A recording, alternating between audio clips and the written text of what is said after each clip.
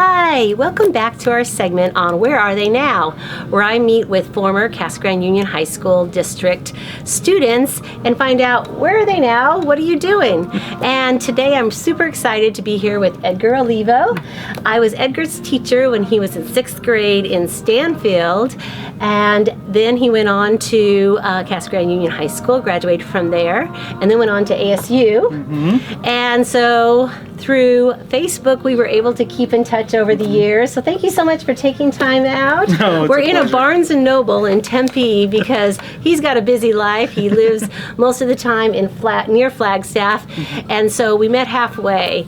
All right, well, thank you so much for being with me today. Oh, it's a pleasure. What an honor to be interviewed by you. Thank you so much for this opportunity. Oh, thank you. You always hold a special place in my heart. So yes, lots of great memories we got to talk about before this. Yeah. So being in high school, what classes do you think prepared you for the success that you've had? Well, there were so many. Definitely language arts has shaped my career. It's what I do for a living now as a writer, curriculum developer, teacher, facilitator.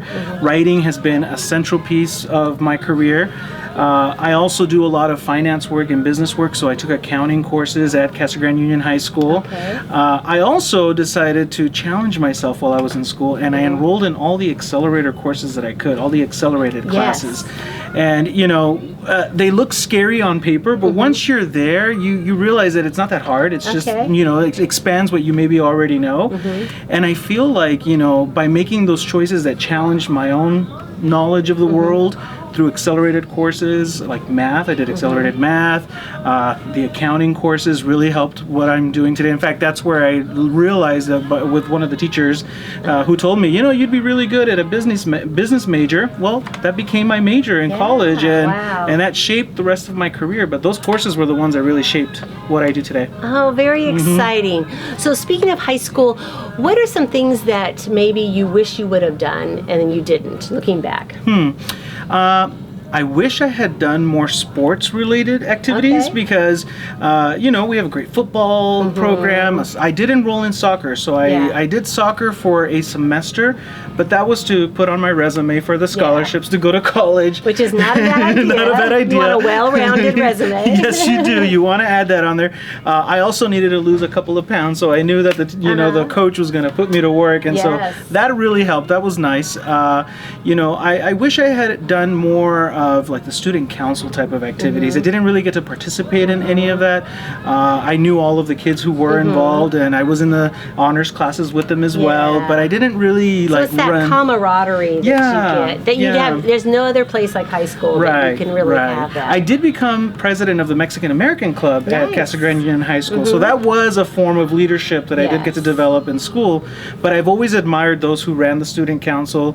Many of those kids went to ASU as well, and I got to see them in their thriving careers, and so that's something that I've always felt that would have been fun to do. Now, you didn't grow up in Casa Grande. You grew up in Stanfield, Stanfield, Maricopa area, and you were the first of how many kids? 11 kids. The baby's turning 21 this year. Oh, wow. Oh, gosh. Well, you are a fantastic role model for all of them. And we were talking before about where does that come from? It came from you and your attitude and your personality and your perseverance. And you said something to me about not accepting no, even from yourself. Is that what you said to me? Yeah, you know, usually we're the ones who stop ourselves from our own goals. I mean, you'll have these external influences that either pull you towards something or push you away.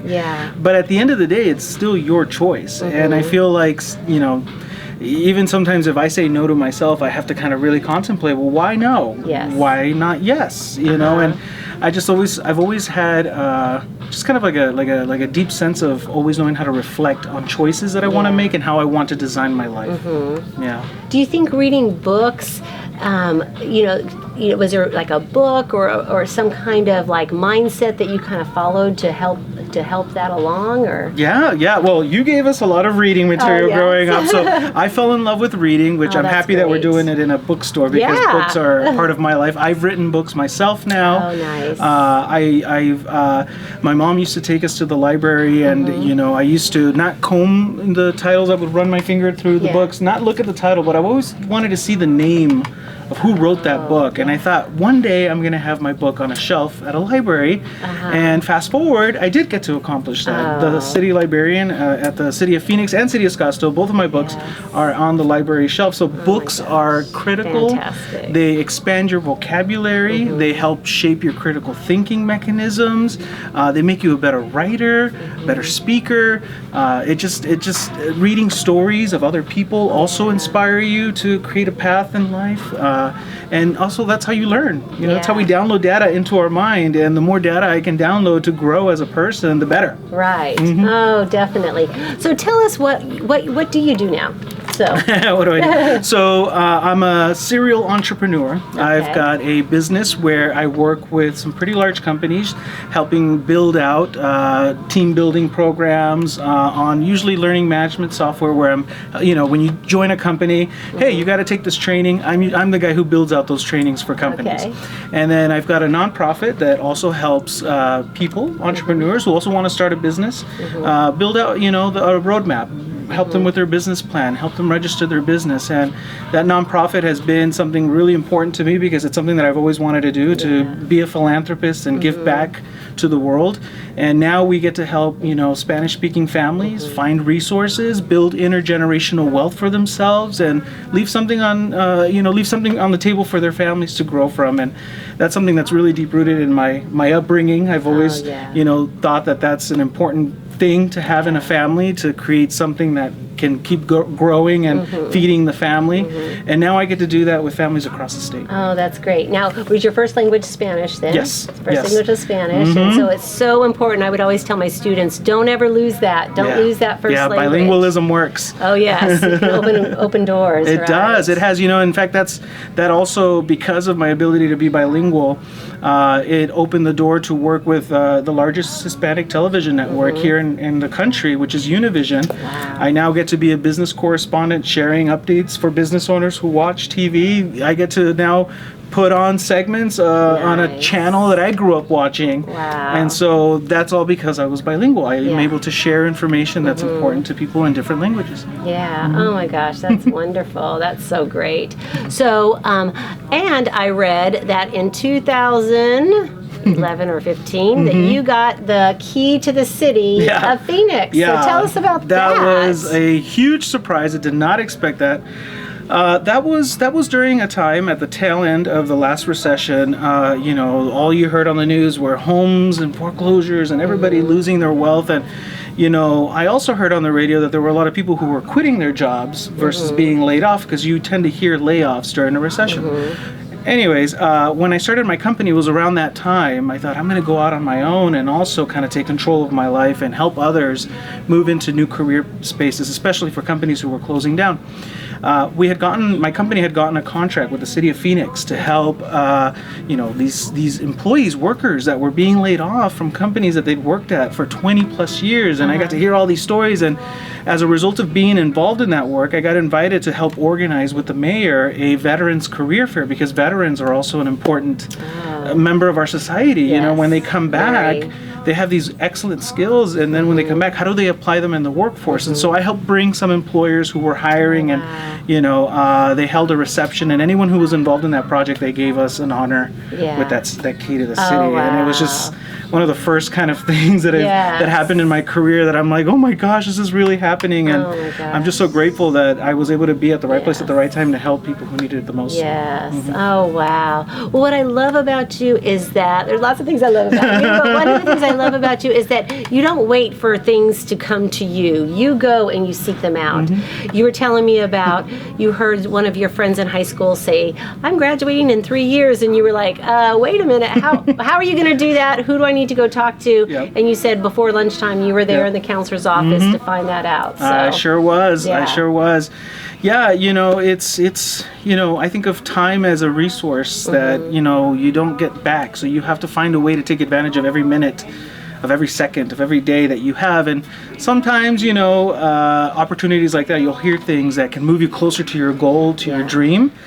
Jump on it, you know, and so take advantage of that because you never know when that opportunity is going to come back. And so that's an example of one of my early experiences where I wanted to graduate early for many reasons, and I heard that that was possible. I had no idea. I thought I was going to finish my 4 years. And then I went and I talked to the counselor, and the counselor said, all right, you want to do this? Here's what you got to do. And it was a hard 3 years because I had to test out and get your credits, and I did it. It was intense, but I was so grateful that I was able to accomplish it. And all that was possible because I heard someone say it and took advantage of it. So take advantage of opportunities. Don't just wait for things to happen. So what advice do you have for, you work with entrepreneurs, what are some maybe key things that you would suggest? Because you said you have, your siblings, your younger siblings, lots of them are entrepreneurs now. So what advice do you have for somebody who says, I want to own my own business, I want to be my own boss? Yeah, so step number one, it's something that you and I share in common, which is if you have a business idea, don't let it just hang out in your mind and swirl around, write it down. We have our notepads, we go everywhere. Not type it out. Write it. Yeah, the physical act of writing your idea, the flow of creativity that comes out, and then you get to see it on paper. It goes from being a dream to something you can show somebody, something that others can give you feedback on to develop a clear roadmap to get there. And so if you want to manifest whatever dream you have inside, write it down, get those ideas out. Now your mind can rest because it's not swirling around. Now you have something concrete you can touch, you can feel, you can see, you can smell, you can taste if you want. It exists. And that's usually the first step that I tell anyone. Write it down. It helps you stay organized. And then from there, you can formalize it then into whatever you need it to be. A business plan, a strategy plan, a resume, a LinkedIn profile, whatever it is, you can shape that idea to fit exactly what you want. So if people want to get involved with having you help them do that, where would they go? Google you? So because I have this nonprofit, it's it's resources available to anyone across the state. All you need to do is go to mybizaz.com, mybizaz.com, and you can see the programs that we have on there. They're all free to the public. One of them is called the Business Roadmap Series, and it's held at all the public libraries in Phoenix in 17 branches. So if you're ever in town and you want to take a class in the Business Roadmap classes, you can get these free classes. They're online as well, so you don't have to come to the library to take them. Also, we have a sustainability program where you can get a certificate, and we teach people how to be eco-friendly businesses. Which is very popular right now. It is very popular and very important for our planet. There's this thing called the ecology of commerce. All of our businesses start from the ecology, and if we take care of that, it'll take care of us. And the third program is called Access to Capital program. We teach people how to apply for loans and get ready for that next step to inject more money into your business and grow it. Oh, great. And so we teach these 3 programs. They're all completely free, and if you want to learn more, you just have to go to mybizaz.com. Awesome. Well, thank you so much for being here. This has been a wonderful afternoon. I could talk to you all day long. Me too. Yeah. So here's a product of Casa Grande Union High School District. We're so proud of you, and that's where he is now. So hope you all have a wonderful week, and we'll see you next time. Bye-bye.